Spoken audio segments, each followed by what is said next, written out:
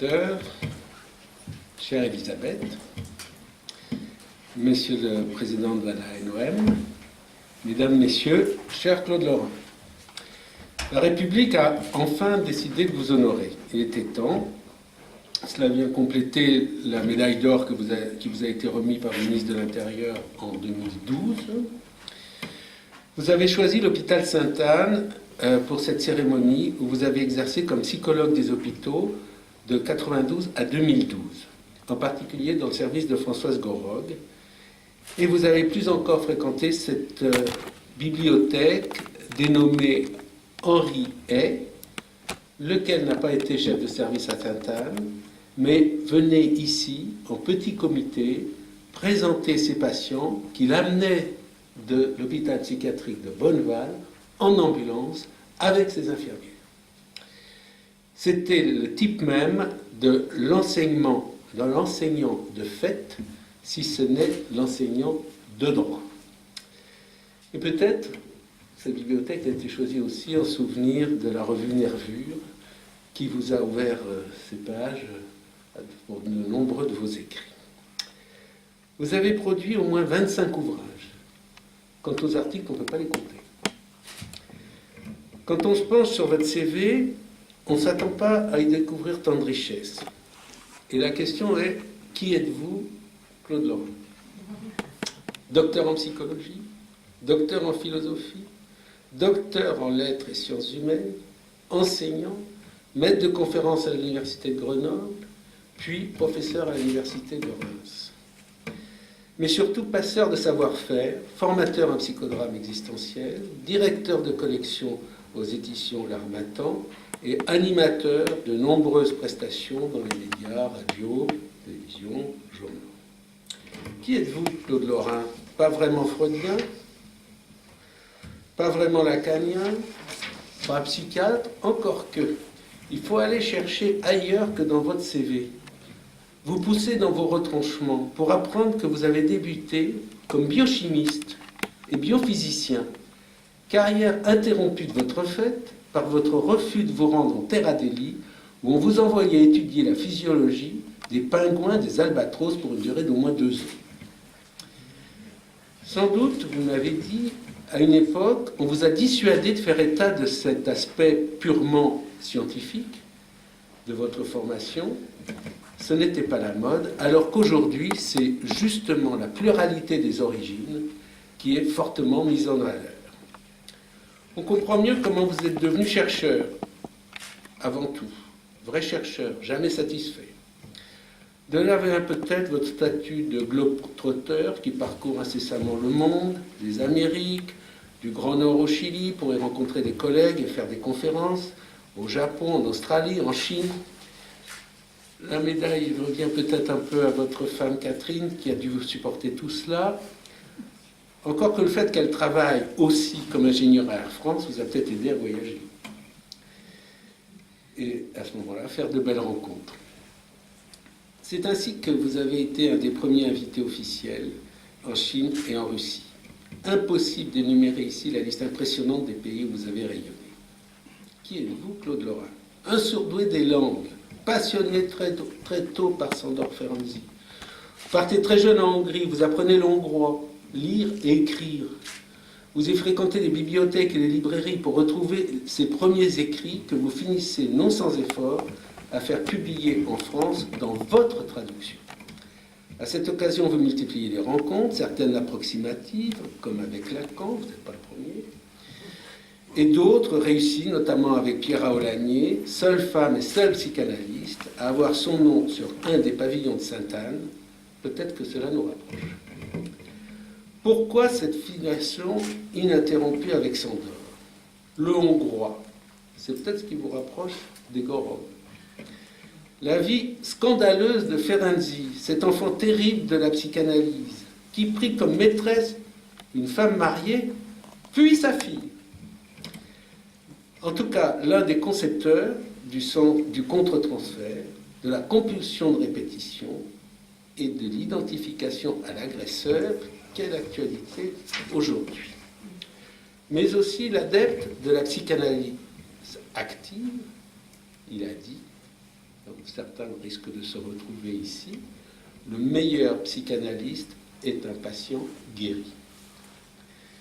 C'est ainsi que vous créez et introduisez le psychodrame existentiel à l'hôpital, issu d'une complémentarité entre Ferenczi et Sartre.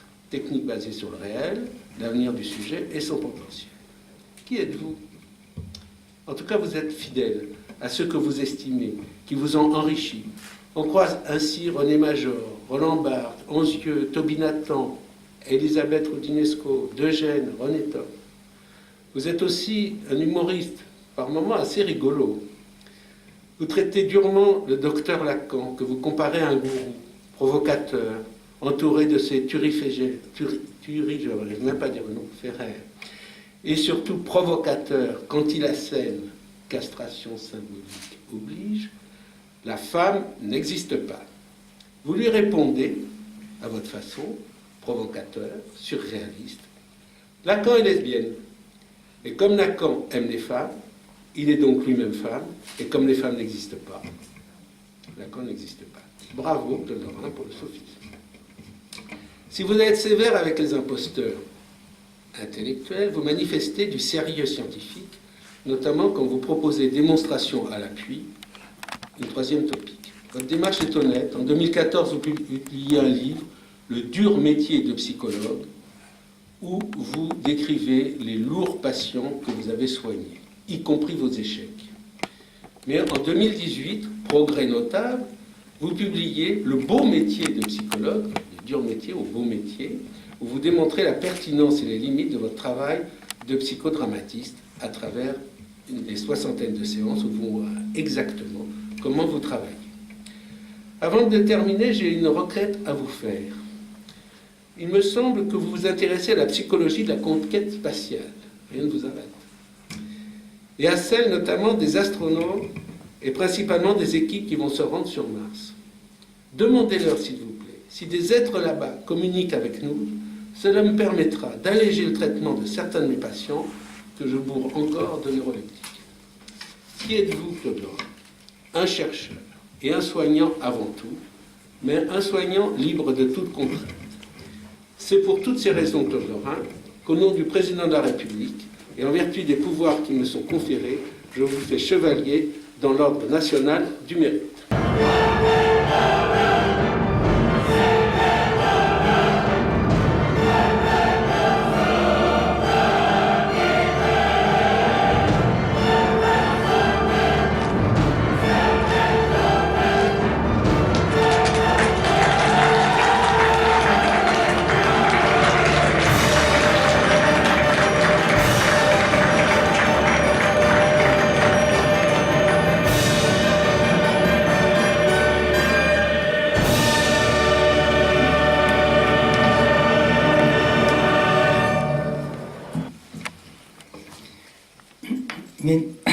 Mesdemoiselles, Mesdames, Messieurs, chers collègues et amis.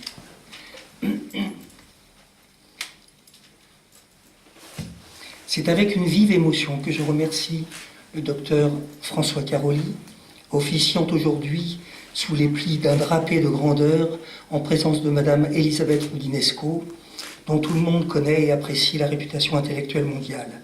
Merci également à Monsieur Jean-Luc Chassagnol d'avoir permis cette cérémonie dans ce haut lieu de la psychiatrie française. Un mot sur le titre. Il y a certes dans le titre de chevalier dans l'ordre national du mérite quelque chose de grand, mais vous me voyez, sans char, sans canasson, sans flèche, sans carquois, laissant aux Argonautes le soin d'atteindre la mer Égée puis l'Olympe, et à Glaucos, fils de Minos et de Pasiphae, le drame de se noyer bêtement dans une jarre de miel. Autant dire que le temps du mérite n'est ni celui d'une gloire, ni celui de la grâce. Aussi suis-je réellement impressionné et ne puis masquer mes émotions sous un masque d'indifférence. En maternelle, je n'ai jamais eu le prix de l'obéissance, et sur les manèges, j'avais du mal à attraper les pompons. Adolescent, je n'ai pas non plus fait ma communion solennelle, alors aujourd'hui je me rattrape. Mais vous savez, on grandit, On est toujours loin de toucher le ciel et cet honneur me confirme qu'il faut rester à proximité du monde des choses et des êtres. En outre, ce sont toujours les autres qui désignent les mérites que nous avons. Et comme chacun sait, les autres, c'est une partie de l'enfer. Alors, aucun de mes mérites évoqués n'a surgi dans la solitude et sans l'aide précieuse de mes peurs, de mes pères qui furent nombreux. Bravo pour le lapsus. Bien. Parmi les tout premiers à m'initier à la psychopathologie et à différentes formes de soins, il y eut bien sûr les docteurs Georges Daumaison, Lantéry Laura et Jacques Lacan, dont j'ai suivi les présentations cliniques et les séminaires, ici les présentations cliniques qui avaient lieu en Henri Roussel. Puis ensuite Lucien Bonafé, Tony Lenné, dans le service duquel j'ai commencé ma carrière, Jean-François Reversy, qui était pionnier et chef de file des structures intermédiaires en France, Bernard Rivière pour sa formation à l'hôpital de Dreux, et parmi les psychanalystes, André Green, Pierre Aulagnier, Paul Lemoine, Didier Anzieux, Toby Nathan, des personnes très diverses, et bien sûr François Caroli qui, entre autres, accueillit, comme il l'a dit tout à l'heure, plusieurs articles dans la revue Nervure qu'il dirigeait. Je n'oublie pas mon ami fidèle René Major, et non plus Pierre Kaufmann. Certains parmi vous ont eu maille à partir avec lui aussi, grand spécialiste des mots d'esprit, qui avait coutume de dire aux doctorants infatués, vous savez, cela ne retire rien au mérite que vous pourriez avoir si vous en aviez. Que soit remercié aussi le docteur Jacques Postel, qui est préfacier de mon premier livre, Sándor Ferenczi, les premiers écrits, et qui m'a écrit un mot adorable, et qui n'a pu se libérer aujourd'hui, mais il est présent en pensée avec nous. Ainsi que je remercie également tous les membres et amis de la Société internationale d'histoire de la psychiatrie et de la psychanalyse, dont Mme Elisabeth Roudinesco est la présidente et qui m'honore aujourd'hui de sa présence. Un mot de l'invasion des yin-yin. Je ne puis citer ici de façon exhaustive tous ceux dont j'ai épousé les pas. Juste le temps de m'en inspirer, et je prie de m'excuser, ceux dont la mémoire m'échappe. Formés par, vous l'aurez compris, des magistères, sinon opposés du moins disparates, je reste trop indiscipliné pour être un disciple accompli. Nul n'est parfait, je ne suis pas un yin-yin. Je ne suis ni épicurien, ni cicéronien, malgré ma passion pour ces philosophes, ni totalement freudien, en tout cas pas affilié, ni kleinien, jungien, winnicottien, ni même lacanien, comme l'a rappelé le docteur François Caroli tout à l'heure, malgré l'estime que je porte à ces grandes figures de la pensée. J'ai en effet une passion pour Sándor Ferenczi, et personne n'est ferenczien. Il n'y a pas d'école, il n'y a pas de ferenczisme. Pour avoir longtemps travaillé avec des scientifiques comme Georges Charpak, Pierre-Gilles de Gênes et le matheux René Thom, je puis affirmer sans ostentation qu'aucun chercheur digne de ce nom ne revendique jamais d'être einsteinien ou borien ou planckien ou heisenbergien au prétexte qu'ils ont intégré ce savoir à la relativité restreinte, générale ou à la mécanique quantique. Et je dis cela parce que nos sciences humaines sont hélas atteintes d'une grave maladie d'idéalité, et trop de maîtres à penser sont souvent vénérés par des zélateurs qui sont ce que j'appelle des yin-yin. Il n'y a parmi ceux qui étudient la physique aucun culte de la personnalité, aucune idéalisation et endoctrinement fanatique comme ceux qui ravagent les sciences humaines et dont nos patients et nos étudiants font souvent les frais. J'apprécie le docteur Caroli pour sa pensée, ses écrits, ses actions, et il n'y a pas plus de disciples caroliens que de carolingiens. Idem pour Elisabeth Roudinesco, il n'y a pas de roudinesquiens, mais seulement des personnes qui apprécient ses recherches, ses livres et les travaux de la Société internationale dont elle est présidente. Elle aussi fait partie des personnes préférant plutôt ouvrir leur esprit qu'un livre sacré. Au diable donc les maîtres à poncer, qui, pour vous adouber, vous ferait bouffer du cirage pour briller en société et paraître plus reluisant, même si cela me valut plusieurs sérieuses inimitiés. Rétif à tout endoctrinement, je préfère les mettre à vivre, et j'ai souvent fui les cénacles pour prendre l'école buissonnière ou le maquis.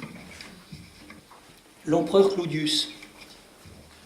Je voudrais dire à quel point je suis redevable à l'héroïque maquisard FFI que fut mon père. Sans doute me suis-je nourri de son exemple de résistant. Il m'a prénommé Claude et m'appelait Claudius, comme l'empereur romain qui succéda à Caligula, lequel était un vrai fou. Caligula, de nos jours, à mon avis, serait certainement hospitalisé d'office en psychiatrie pour avoir, entre autres, nommé son cheval membre du Sénat romain. Claudius prit la relève. Il était boiteux et claudiquait. Je crois en la signification existentielle des prénoms et j'ignore si c'est un mérite d'être incapable de marcher droit et d'emboîter le pas à des doctrinaires de façon panurgique. Beaucoup de yin-yin me trouvèrent souvent excentrique, boiteux et un peu tordu. Et un certain nomadisme existentiel et le goût des autres à travers mes voyages m'a en effet protégé du culte des Esculapes, si drôlement raillé par Molière dans Le Malade imaginaire ou Le médecin malgré lui. Curieusement, question empereur, ma mère a récidivé ensuite. Mon frère se prénomme Marc-Antoine.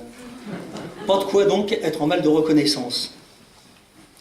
Les patients. Les mérites que je reconnais sont d'avoir transmis ma passion à mes étudiantes, dont quelques-unes sont ici présentes, et d'avoir sauvé quelques patients ici à Sainte-Anne. Un patient me dit un jour « Aidez-moi, et j'aiderai le ciel ». Je me suis efforcé de lui redonner le souvenir de ses joies perdues, et il a cessé d'avoir, comme il le disait, de la fuite dans les idées. Il est difficile d'être confronté aux âmes en perdition qui vous plongent dans leur torpeur hypnotique.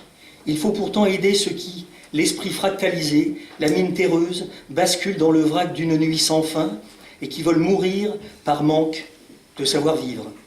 Les suicidaires, j'ai souvent fait en sorte qu'ils se tuent à la tâche de survivre. Et quand ils ne pouvaient pas tourner la page, je les aidais à la déchirer.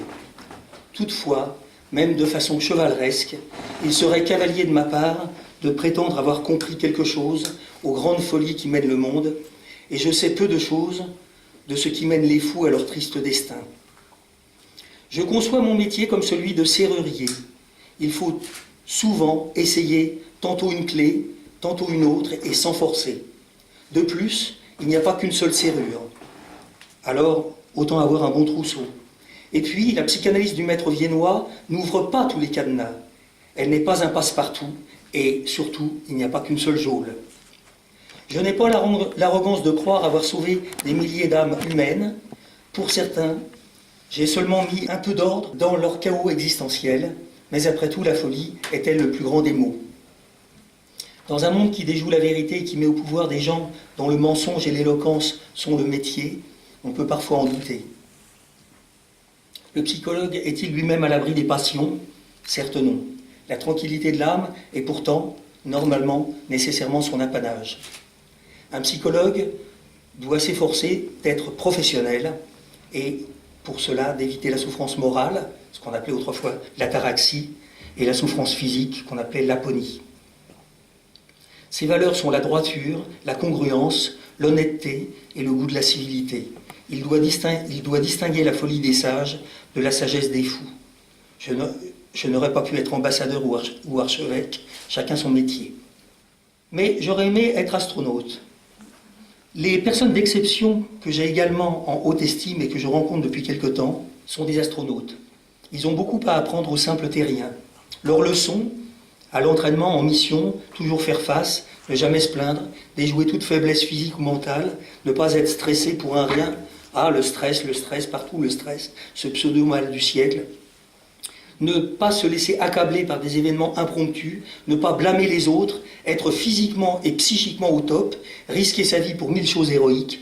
Tous ceux que j'ai rencontrés, la dernière étant Claudie Aignoret, la première femme que j'ai rencontrée, la première femme qui est partie dans l'espace en France, française, eh bien, tous pratiquent la minoration stoïcienne et sont l'incarnation vivante, physique et morale des philosophes du portique. Il y a du Sénèque chez Buzz Aldrin, de l'Épictète chez Thomas Pesquet, et avant lui, du Marc Aurèle chez Youri Gagarine. Être honoré suppose d'être honorable et de servir l'exemplarité en matière d'autonomie et d'indépendance. Et à mes yeux, les astronautes incarnent cet idéal intellectuel, émotionnel et constitutionnel. De fait, l'honneur qui m'est rendu aujourd'hui n'est qu'un point de départ et non une fin en soi. En m'inspirant des philosophes du jardin et de ceux du portique qu'incarnent les astronautes, je continue dans l'institut que j'ai créé à distinguer les douleurs qui ne dépendent pas de nous de celles qui dépendent de nous dans la vie. Il ne dépend pas de nous, par exemple, d'être malade ou handicapé, mais il dépend de nous de faire quelque chose de nos handicaps et de nos maladies. Il dépend de nous focaliser ou de rester obsédés en permanence par nos souffrances, ou au contraire, de ne laisser à nos douleurs qu'une place mineure et relative. Les malades de Sainte-Anne ont peut-être plus besoin, vous me direz, docteur Caroli, plus besoin du manuel d'Épictète que d'Anafranil, des lettres à Lucilius de Sénèque que d'aldol et d'anxiolytiques à haute dose. Je propose de développer ici, autant pour la formation des infirmières du centre Virginie Olivier que dans les secteurs médicaux qui auront recours au service de l'institut que je dirige, toutes les techniques développées rendant possible le vouloir et pas simplement le simple désir. Le psychodrame existentiel repose sur le principe stoïcien que Sartre a énoncé en cette formule « Être libre, ce n'est pas pouvoir faire ce que l'on veut, c'est vouloir ce que l'on peut ». Encore faut-il savoir que chacun de nous peut vouloir et que c'est ce vouloir qui régule les représentations mentales que nous avons de nos épreuves et de nos douleurs. Il n'y a pas d'existence objective de la douleur physique et mentale, mais une réalité subjective, et c'est même pour cela qu'on vous demande, quand vous allez aux urgences, d'estimer votre douleur entre 0 et 10. Les astronautes sont bien placés pour savoir que l'on fait de la douleur ce que l'on veut qu'elle soit. Un peu d'humour quand même, tout n'est pas si austère dans le travail des psychologues, et s'il y a un mérite à être confronté aux psychoses, il faut reconnaître que certains patients ne manquent pas d'humour. Ainsi, une malade ayant d'abord affirmé que, je cite, sa rue avait changé d'adresse, m'a dit à propos de son hospitalisation « J'ai été malade à cheval sur 2 mois. Ensuite, contre mon gré, j'ai été au lit avec le docteur pendant 1 semaine et finalement ça m'a fait du bien. » Une autre qui prétendait n'avoir qu'un problème, je cite, à la glande tyrolienne, m'a dit au téléphone « Mon mari doit partir chez les fous, je l'envoie tout de suite chez vous, à votre bureau. Il doit voir un psy pour savoir si c'est la peine de voir un psy. » Cette patiente s'est tournée vers les médecines douces avec des infusions et elle se soigne maintenant avec des feuilles de maladie. Quant à son fils, qui ne reçoit plus d'aide financière de l'État, elle m'a dit absolument furieuse qu'on lui avait coupé les bourses. Une des vertus qu'il faut peut-être tenter de mériter est justement de rendre la matière grise plus rose pour que nos malades aient moins d'idées noires. Et pour répondre à votre question concernant les martiens avec lesquels s'entretient vos malades, cher docteur François Caroli, répondez-leur par exemple ceci qui les rassurera s'ils sont eux aussi dans un état d'apesanteur. Je connais un très bon restaurant sur Mars, c'est un restaurant de fruits de mer, sa spécialité est la palourde, avec le patron, c'est E.T., donc l'extraterrestre, et sa spécialité, c'est des spaghettis. Et son adresse, c'est Salvatore Alien 2. Épilogue. Dans ce lieu magnifique qu'est la bibliothèque Henriet, habitée par tant de célébrités, maintes théories scientifiques se sont confrontées et succédées au cours des siècles. C'est bien dans le calme chuchoté d'aussi belles alcôves que l'énergie créatrice bouillonne. Un dernier mot pour finir, concernant le plus grand mérite que je me reconnaisse. C'est celui d'avoir trouvé et gardé l'amitié de beaucoup d'entre vous ici. Et croyez-moi, c'est cela qui m'est extrêmement précieux. Ensuite, c'est d'avoir eu la chance de rencontrer dans ma vie une personne que j'appelle une belle personne, qui est une femme admirable, intelligente et ravissante, nommée Jolie Catiouche, qui est dans mon cœur, mais qui est là aussi présente parmi nous, et avec qui je partage très grandement le mérite de cet insigne. Enfin, encore un grand merci à mon parrain, le docteur François Caroli, à Madame Elisabeth Roudinesco et à Monsieur Jean-Luc Chassagnol, car aujourd'hui, c'est vraiment une nouvelle page de ma vie qui va s'écrire grâce à vous. Et maintenant, permettez que je vous invite à faire peut-être une photo tous ensemble avant que vous ne vous sustentiez de champagne et de petits fours. Je vous remercie de votre attention.